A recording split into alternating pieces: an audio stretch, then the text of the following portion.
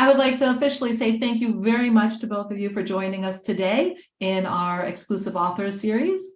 We are very honored today to have Andrée, and I don't know how to pronounce your second name, I apologize. Andrée Brooks is fine. Andrée Brooks, that I can say, and Dr. Ruth Abrahams. So this is their book. And we're excited to share it and talk about it and talk a bit about the Gomez family as well. So this is co-hosted by the American Sephardic Federation Institute of Jewish Experience and the Rabbi Arthur Schneier International Program of Yeshiva University. So welcome everyone, and Professor Ronnie Perellis does send his regrets that he couldn't be here. He had a last minute change of plans, but he definitely will be watching the recording. So he's here in spirits. I would like to welcome everyone and introduce our speakers today. Before I do that though, please do continue to send some messages in the chat. I will be monitoring it throughout. If you have questions, throw them into the Q&A. I'll also be monitoring the chat, so either one is fine, but it's easier if we divide it up. Your microphones and cameras will be off until the end of the formal presentation. At that time, I will encourage you to please open your cameras in order to have some kind of dialogue, and so that we know we're not talking to a black screen. We do know that there are people here. So we are excited to see you as well, but let's leave that for the end of the formal presentation.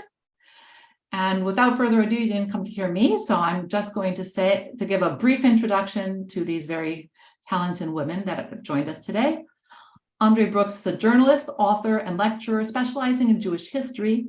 Formerly a contributing columnist for the New York Times, she's an associate fellow at Yale University and founder of the Women's Political Campaign School at Yale.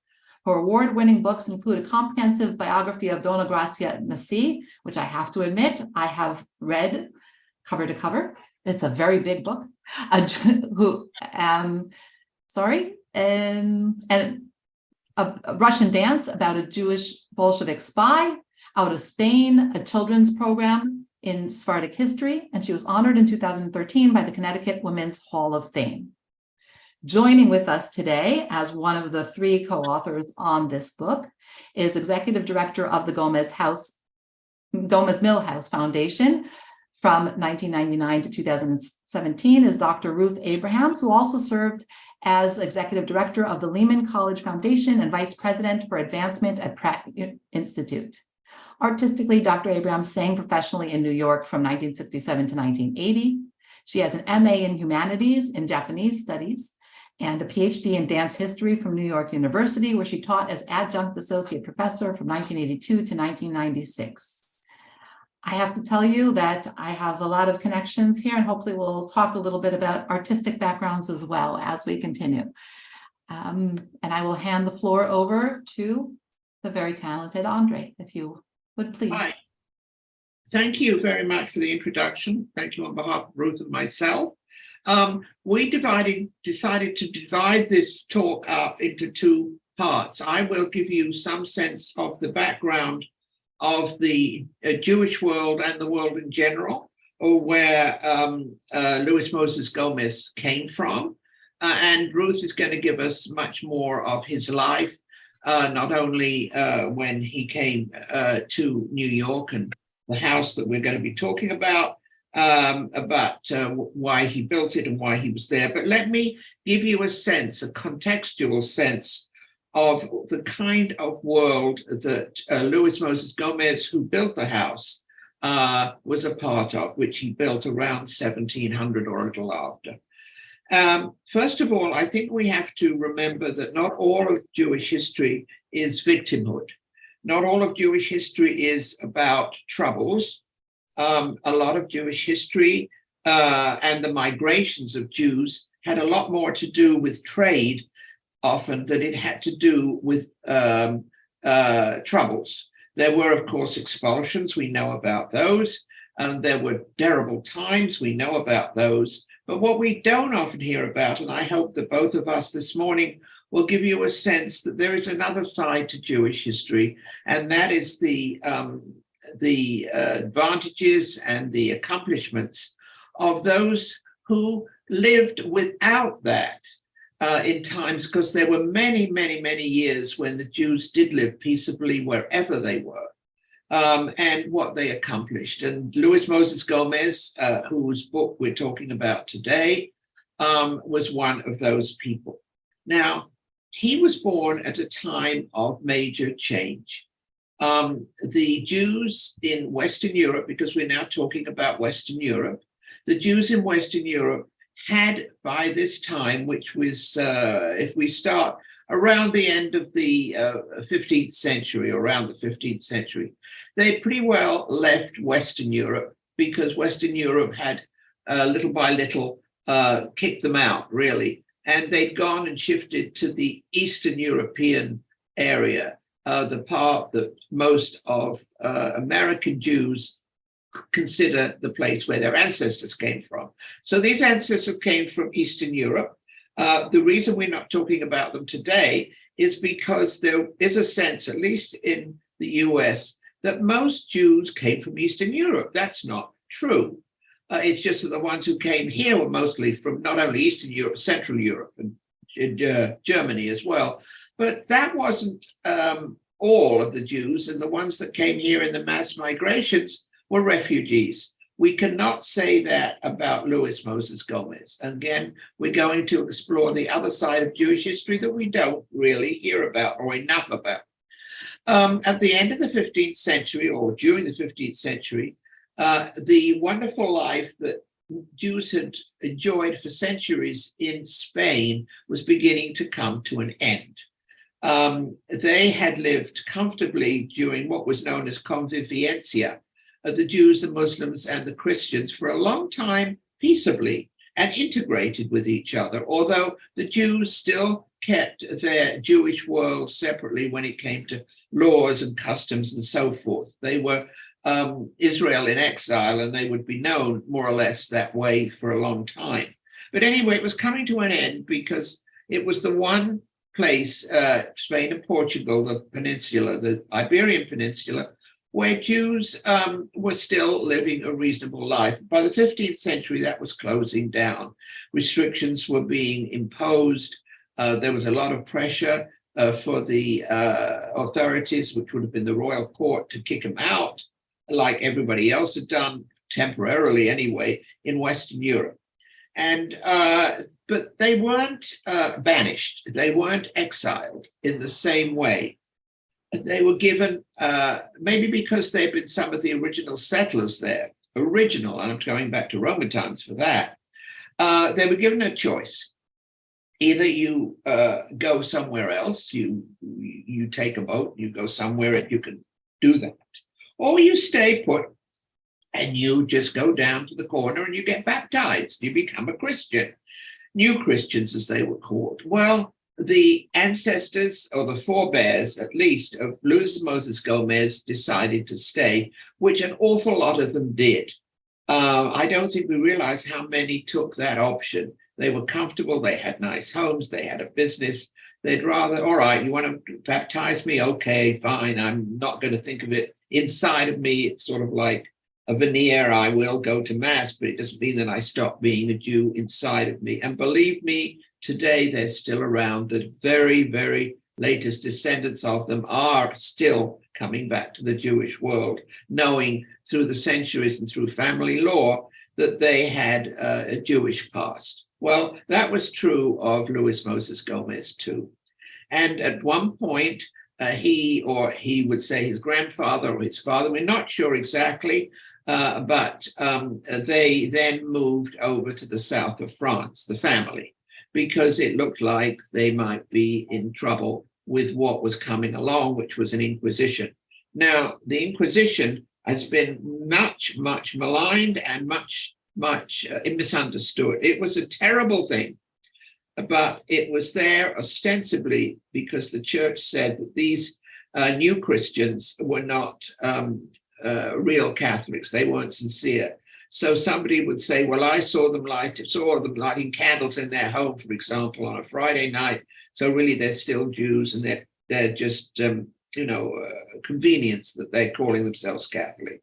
So a lot of them were slung into jail by the Inquisition, and the Inquisition tended to go after the wealthiest, because they like to get the money in, because the Catholic Church says you can have an Inquisition in Spain and later in Portugal, but we're not going to finance it. So you're going to have to raise your own money. Oh, they said, then we round up the most, the wealthiest and the most important. So the family had run away and to two places in France where we'll hear about how Luis Moses Gomez grew up. Those were Bayonne and Bordeaux. Bayonne and Bordeaux on the map you'll find are just over the Pyrenees Mountains in the southwest of France.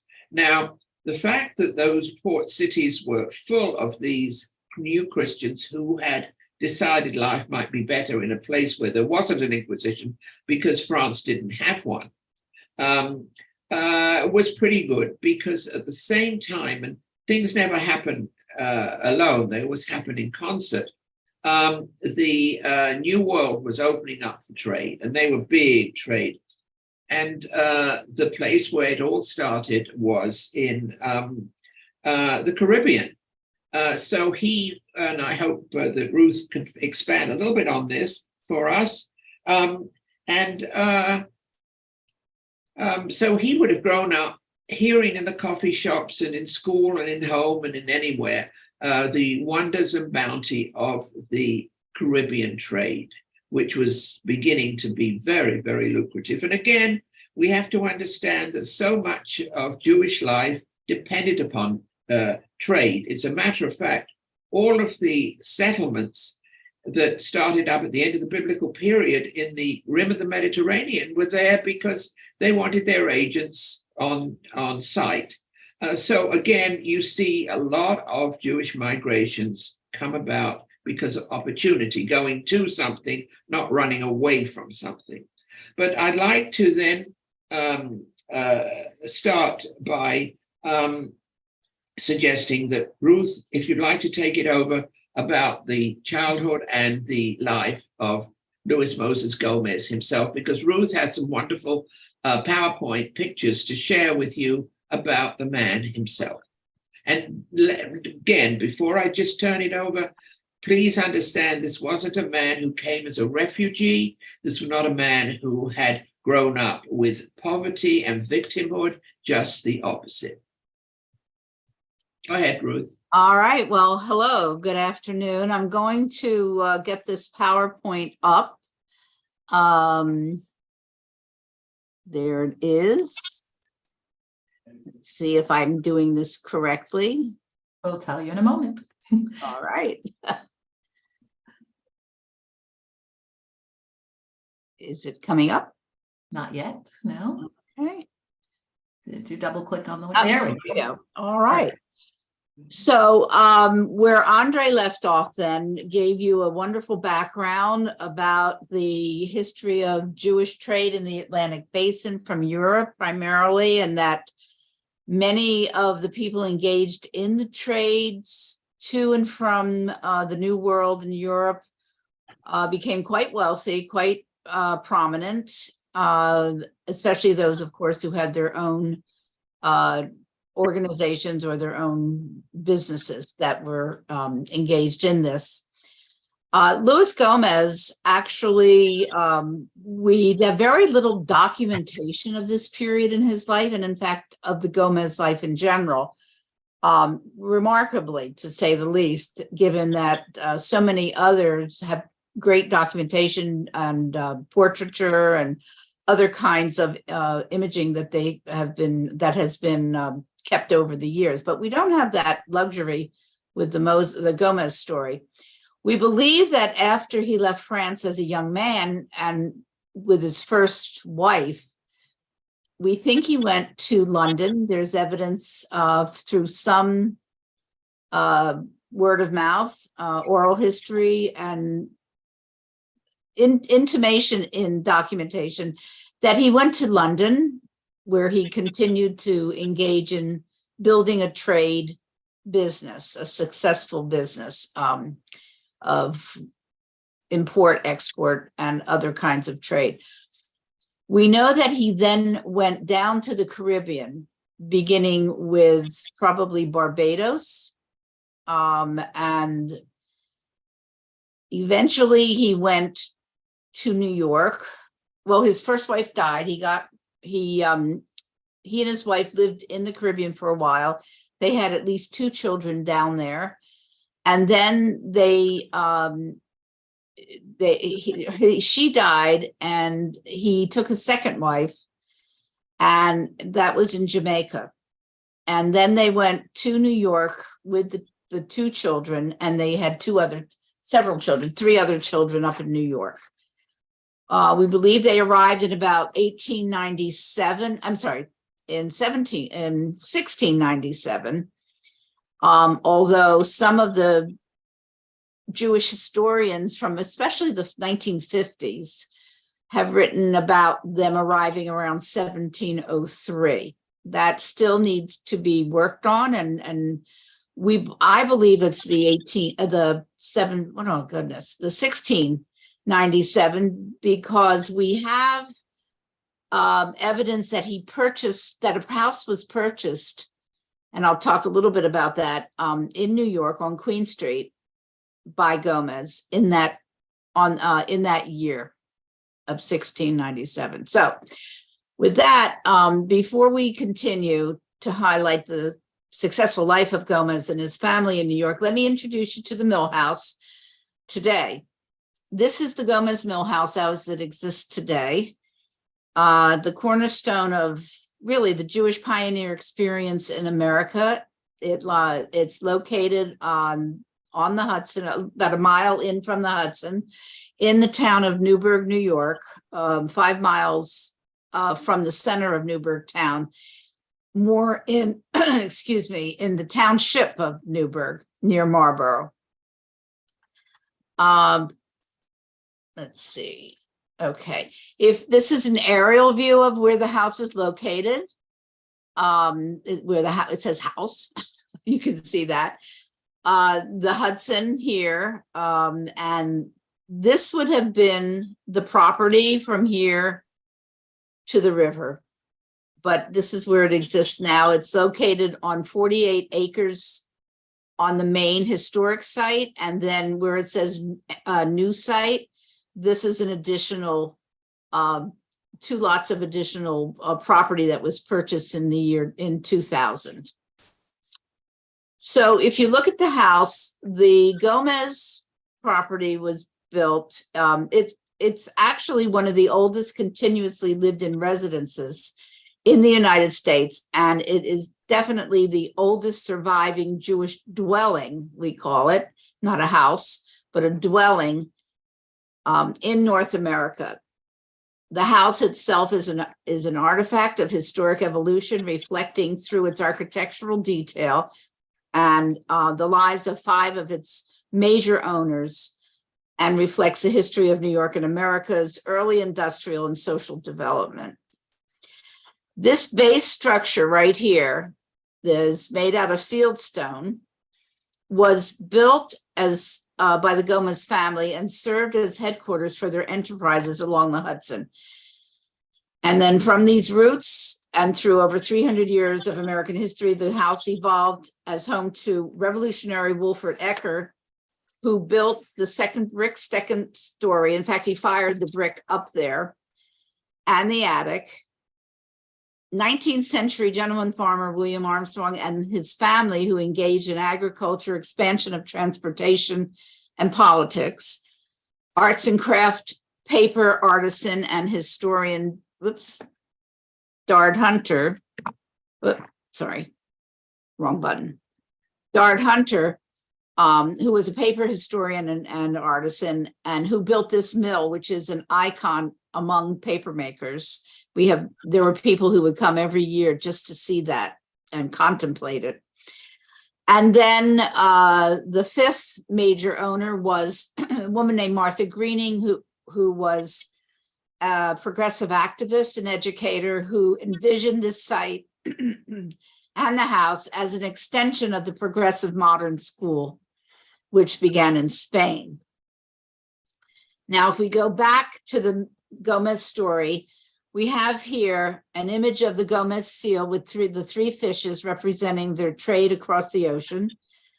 On the right is Gomez's grandson, Benjamin Gomez. And on the left is his son, we believe, Daniel. The left one is now missing. We don't know where this miniature is. It's maybe in the hands of a family member who doesn't want to admit it, but it was around in the 1960s, and this picture was taken of it. Benjamin was practiced in the late 1700s and was the first Jewish book publisher in New York.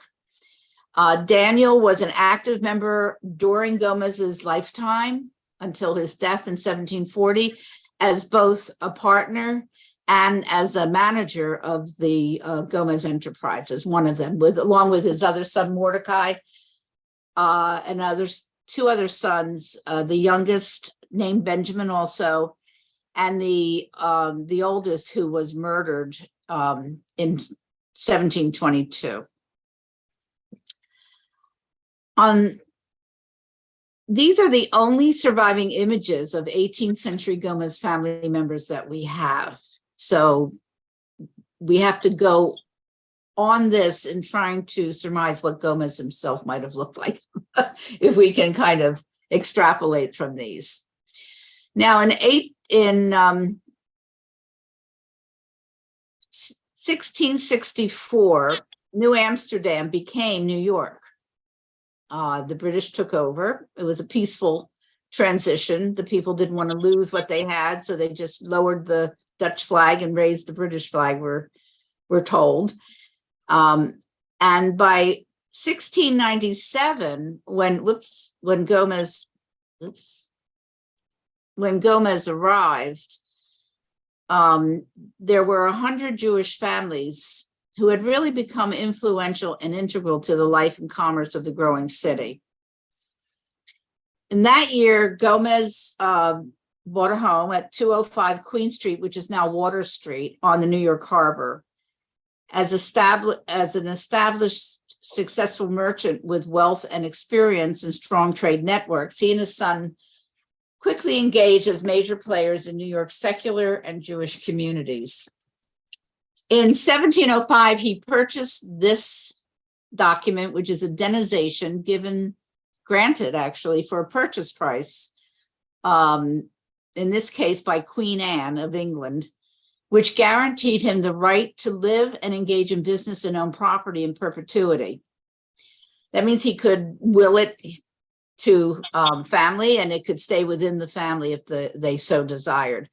It also has very specific language that has been translated onto the Gomez website when they're redoing it now, but if you have an opportunity when it's active again, that is quite remarkable in its in the language that protects these people who carry this document from people who would try to otherwise allow them to practice their business.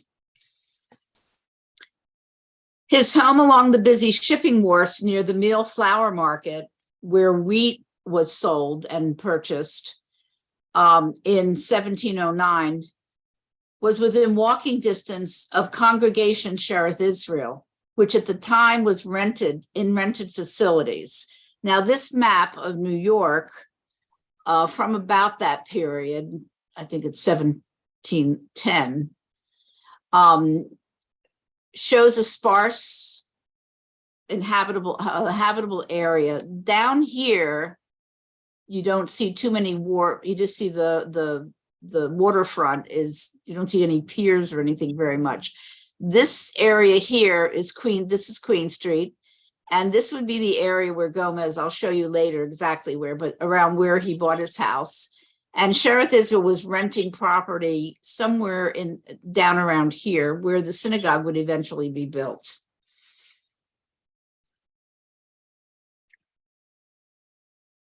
In 1709, his son Mordecai received what's called a letters patent to underwater rights. Let me go back here for a second because it'll show you.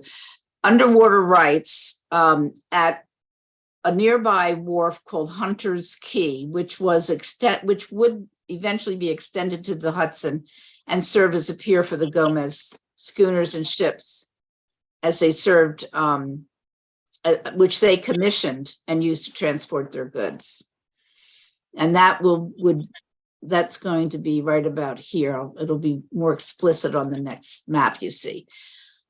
But Gomez and his sons were well established and often engaged with both Jewish and non-Jewish landowners and businessmen in New York. They were mature when they got there. They came with wealth. They came with connections and reputation.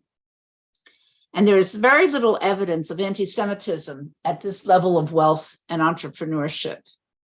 People might not like you, but there was no overt anti-Semitism, which some people today would expect, but it was not there.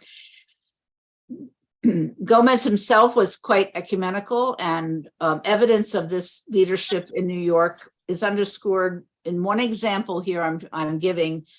This is the donation ledger for Trinity Church. Their steeple had caught fire and burnt down, and actually it was destroyed, and a series of people made donations to help rebuild it. You see them listed here, all along here.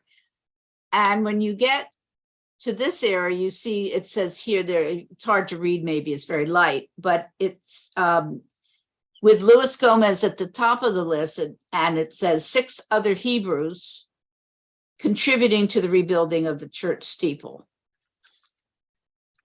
So they were not just focusing on the Jewish community, they were engaged civically in the city itself. By all accounts, Gomez and his family were religious, attending services and engaging in leadership roles in Congregation Shearith Israel. In 1728, he assumed charge of fundraising to build the first permanent synagogue in New York, which would also be called Shearith Israel. This is an image of the plans of the synagogue, architectural plans showing the streets, locations, and the way it looked. It was pretty much a one-room facility. I guess in retrospect, quite charming, but probably, serviceable. This is a reconstruction of the interior of that structure. It's now called the Little Synagogue, and it is located in the current Shearith Israel on 71st Street. It's a wonderful place to visit if you haven't seen it. And it does have some of these items you see here in the reconstruction are literally reconstructed. Others are the actual artifacts from that period. There is over here a Gomez pew. They had their own pew, and the family would be seated there in the front. This was because of their wealth and their contributions and leadership in the congregation. Now, Gomez's enterprises included international import and export, real estate, sales and service stores, and other commercial ventures. In 1717, he received another letters patent granting him trade rights on the Hudson River from Manhattan to Kingston in the Hudson Valley. With the underwater rights located, where's my mouse? Oops. Seem to have, oh, there it is. Where's my mouse? Well, I've highlighted it in yellow down here. I can't seem to bring the mouse down at this point, but we see the highlight. Huh? We see the highlight. Okay. Oh, there we go. All right. So this highlighted in yellow is Hunter's Key. This is where out here into the Hudson, they had purchased his son had purchased the underwater rights to build on top of piers or whatever in the water. And then the Hunter's Key, which is now this, was the pier that was built out onto the water.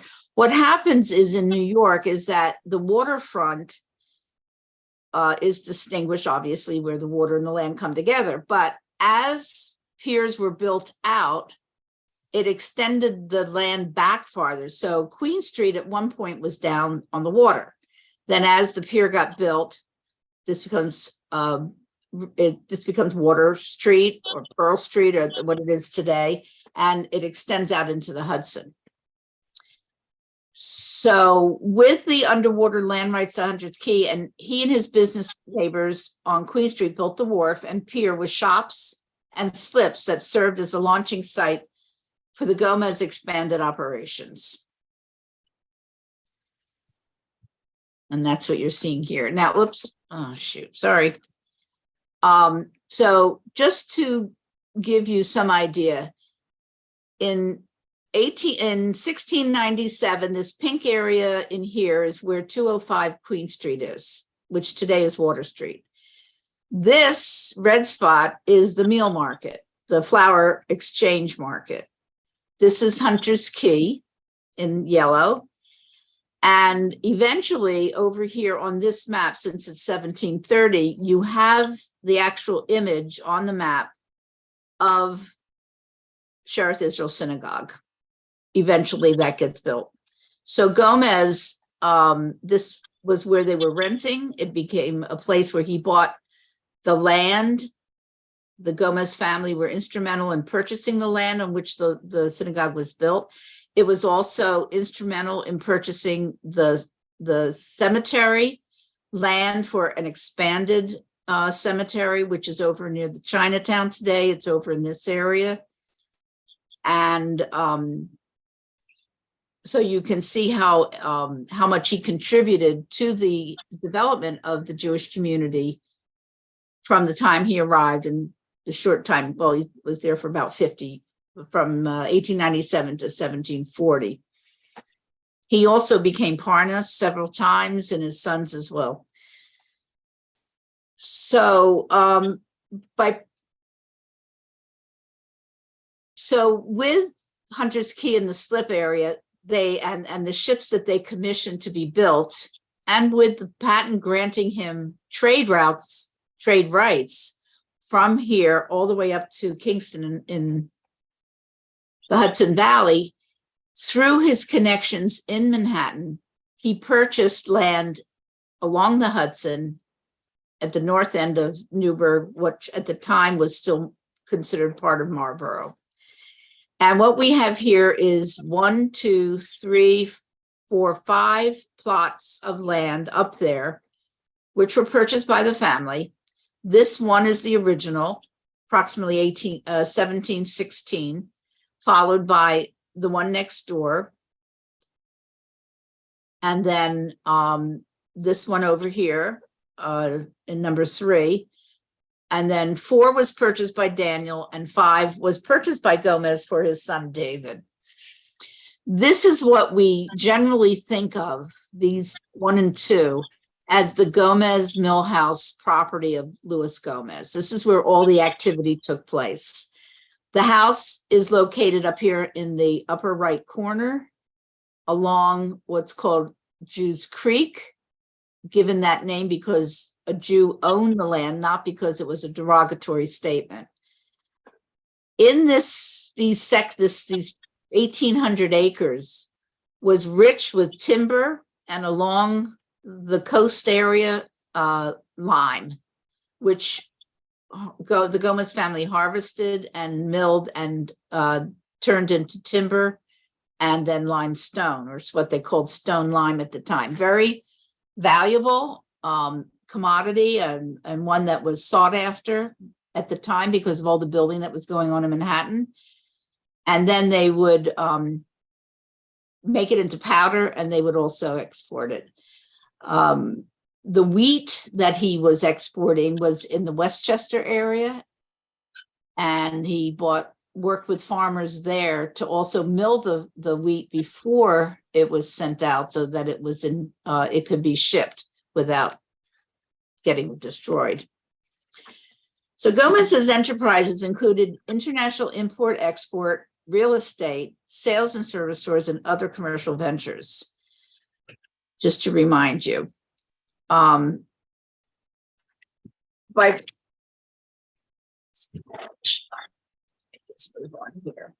the Gomez Mill House was built, the first level up here was built really as the headquarters for their operation up there. It was a single level block house with stone lined floor, which was unusual for the time. And that there's evidence of that as an artifact on display at the house. It had 2 dugouts in the back carved into a hillside. So it was built up against a little hillside where they kept storage and they could secure valuables. This is an aerial view. If you see here this red outline, it shows you from today where the Gomez property was. So their ships would come up to the Hudson here. There was on a map from the period, there's a thing that says the old cart path. We believe that was the path that took them up into the area where the mill house was located and where they were conducting their business.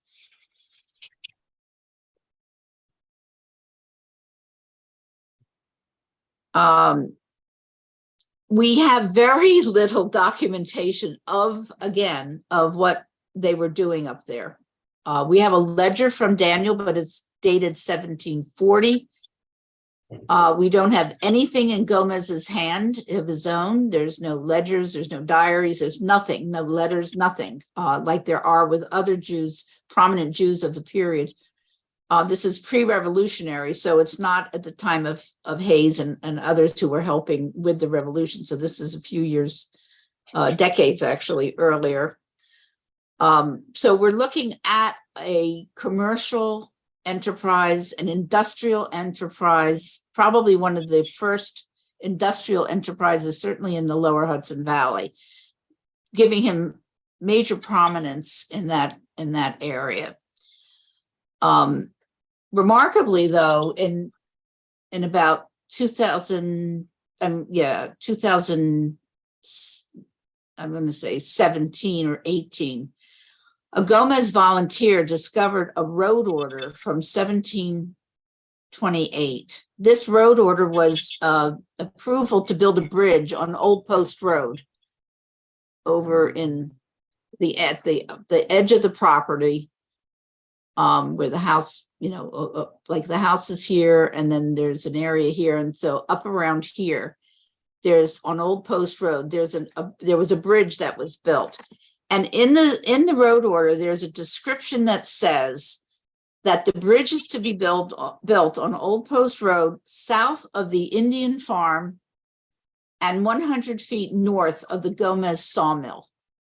So this was the first evidence that we have found that authenticated the sawmill activity.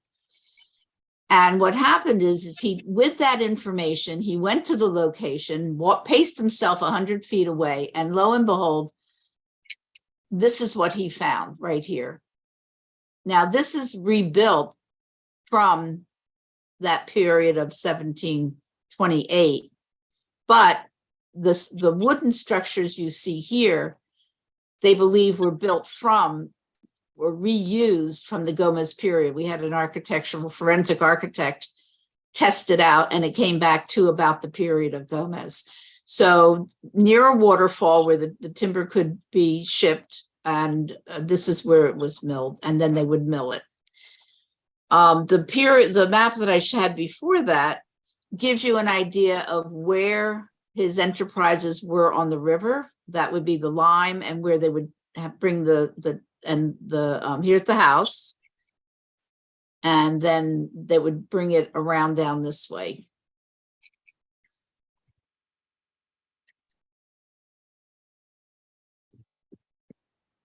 And as I said, that was the only evidence of the operations and the extent of his enterprises up there until he died.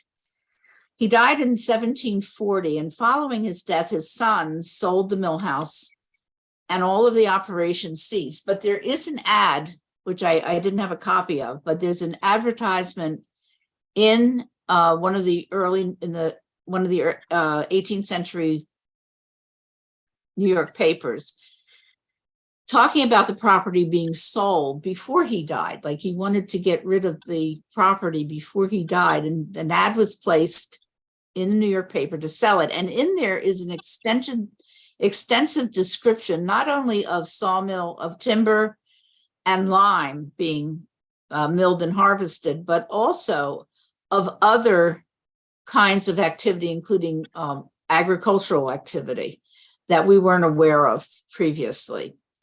He did have slaves. He had, there's an evidence that he had 6 slaves up there. There's been some speculation that the mill house was actually slave quarters. There's a wonderful book that a woman wrote in New York. Her ancestry was from New York. She is the descendant of a slave, that talks about the difference between slavery in the South and the North. And that in the North, there was a practice of more of the slaves being housed in, say, the attics, as opposed to shanties or lean-tos or tents or even outdoors. It's a book that's worth reading and for that, and then using her own family evidence. So it's highly unlikely that this structure was built for slaves. However, there was originally a lean-to type extension upward above the main rooms. And it's possible that their slaves were had housing up there. They helped with the enterprise. They helped build things. They helped run the agricultural activity that we know of, but we don't have any further evidence or information about it. But when he died, they were part of the estate, which was the practice of the time. It's gruesome and as awful as we reflect on this, and it was a general practice of the period. And historically speaking, as opposed to revisionist views, we need to see these practices in context globally and locally. So Gomez died and his family sold the property, but the descendants continued.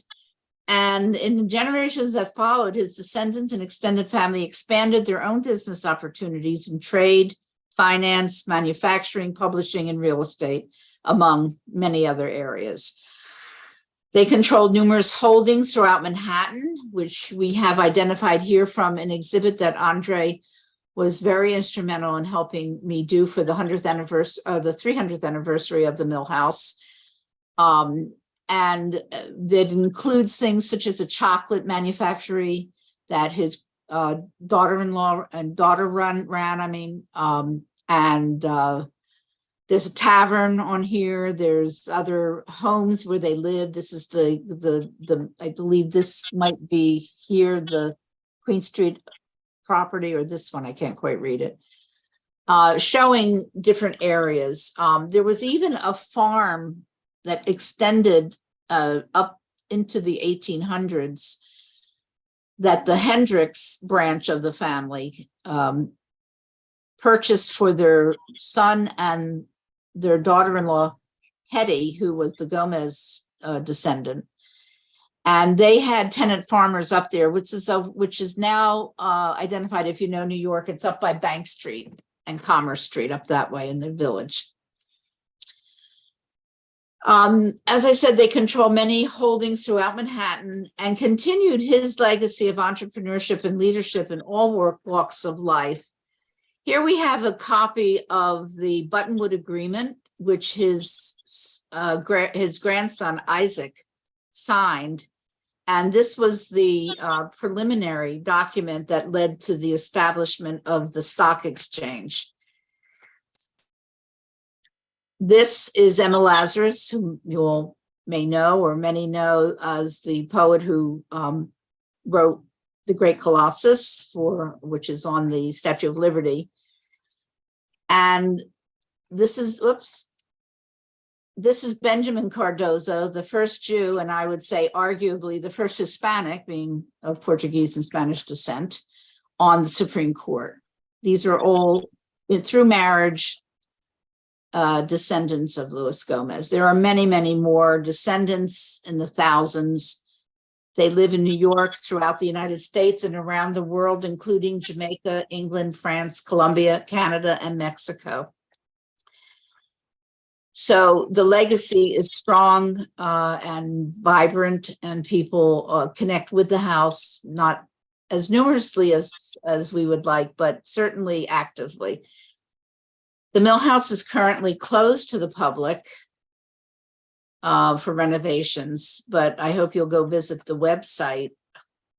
Keep in touch to see when it might be open for public access, when it'll be ready. It's under renovation.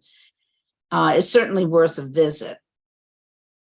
The booklet, which was authored by Jonathan Schwartz and edited by Andrée and me, and provides details of all the activities we talked about, as do many other articles on the internet and available publications on the history of Jews in New York and America. And I encourage you to read more about the details on the Gomez family and their interactions with the other Jews of the period. It's quite a fascinating story and one of great success and legacy. Thank you so much. Thank you both for your words and for introducing us to people we might not have known before. If it's okay with you, I am going to allow people to open their cameras and they can ask their questions outright, but I'm gonna read some of the questions that came in. First question is from Mitchell. Was purchasing the act of denization only necessary for Jews? No. No, anyone who was not considered a citizen, is that correct, Andrée? A citizen of New York or of the British Empire in this case could apply. Yeah, they needed it to conduct their business. They needed it to put themselves on the same footing as the native-born citizens. Honestly, I really think it was a question that they bought it. Yes. They had to pay a substantial sum to get it. And I think the main reason that they got it quite easily, apparently, was because they were, you know, the court was the court. They wanted as much money as they could find reasons for getting that money. Yeah, the denization was very important to their conducting of their business without any interference. It was also like a business passport. When you looked at that image of it that I showed you, there were dark marks on it, like folded marks, because it would be folded and kept on their person in case they were stopped. And when we were asked why we didn't clean that up, and this is the original document that's owned by the mill house and on display occasionally, the original. We said absolutely not. I mean, that's part of the artifact, a part of the history. You don't want to clean up something like that and make it look better, because that was part of the activity, opening and closing, folding and unfolding. But he paid £56 for it, which in today's market, I believe they said was about $10,000. Okay, I see another question here. What's the plan for the additional property purchased? That was from the beginning of the talk. So there, you talked about. Oh, you mean that? Well, originally, when it was purchased in 2000, there were great hopes to expand the public activity at the site, to bring in more people and to engage in some financial planning for the site, like having events and people coming and weddings and whatever. There were plans drawn up for like a park-like access with walking trails and small patches of agricultural activity, but it never came about. It never happened. So for a number of reasons, you know, politically, locally, it takes a long time. Environmentally, I mean, there's all kinds of things you have to work your way through in order to get things like that done. And it just was beyond, it was, the mill house is, I used to say when I was running it, that the mill house is a very small operation with a very huge history and potential for public interest. And when you had 2 or 3 staff members and hundreds of people interested, there was and lots of things to do with it. It was, which would rival the, let's say, Metropolitan Museum of Art. You just can't attend to all of it. Again, I do encourage everybody to open your cameras. Thank you, Elizabeth, for opening yours. And we do encourage you. I had a question because something near and dear to my heart in the book, and you kind of glossed over it in your talk about the chocolate.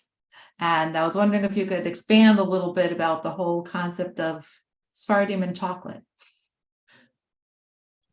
Well, Andrée, do you know a lot about it? We know that I'm trying to think of her name, Rabbi Deborah.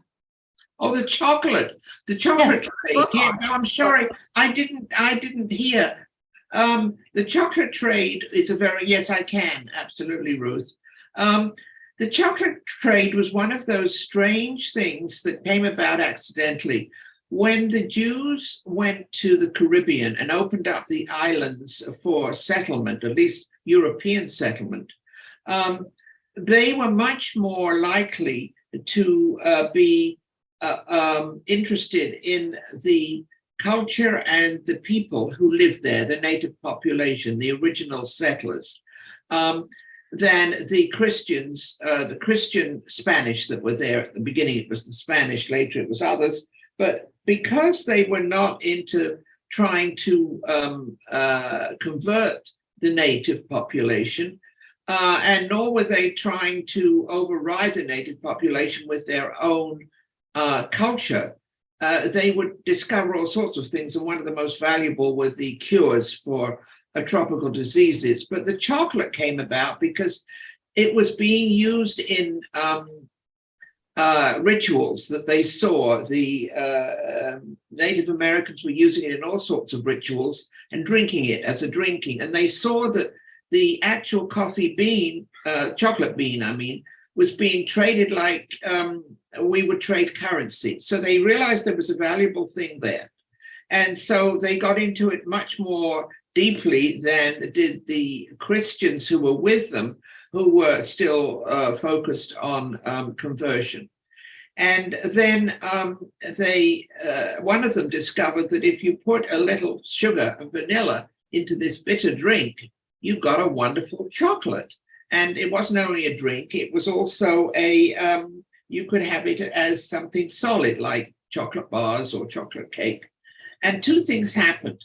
That led to the expansion of chocolate desserts in the Bayonne, Bordeaux area, which is very well known even today in France, of chocolate. It led to the expansion of the chocolate and sugar factories in what is now Belgium. That's why Belgium and chocolate is so prized. We also have another curious thing that happened as a result of chocolate, and I'll finish it there. And that is that because the highly Catholic Christian Spanish thought it was a terrible thing to be friendly with the native population and to do anything to do with chocolate itself because it was used in their pagan rituals, which they thought were terrible, they called the chocolate cake devil's food cake. And that is why today you see that you can see on a menu devil's food cake, and you see on the menu chocolate cake. And if you've ever wondered what the difference is, there isn't any difference. It was just historic that they were so horrified by the Jews taking this up as a wonderful commodity to trade that they decided they didn't want anything to do with it. So it was part of the devil. So that is essentially what happened. Actually, the Jews did very, very well from their discovery of chocolate and bringing it to Europe, as we all know. Well, the Gomez family, it was Rebecca Gomez, Gomez's daughter-in-law, who lived to be quite old, in her 80s, who ran this, they call it a manufactory of chocolate, and then a confectionery store right next to it on Nassau Street down in Lower Manhattan. Actually, she moved up and down Nassau Street to a couple of different places, but always remained there. And had quite an extensive, I mean, she had some rivals. There were others as well that were run by non-Jews, but hers was well known and the family, and she kept it going for quite a long time.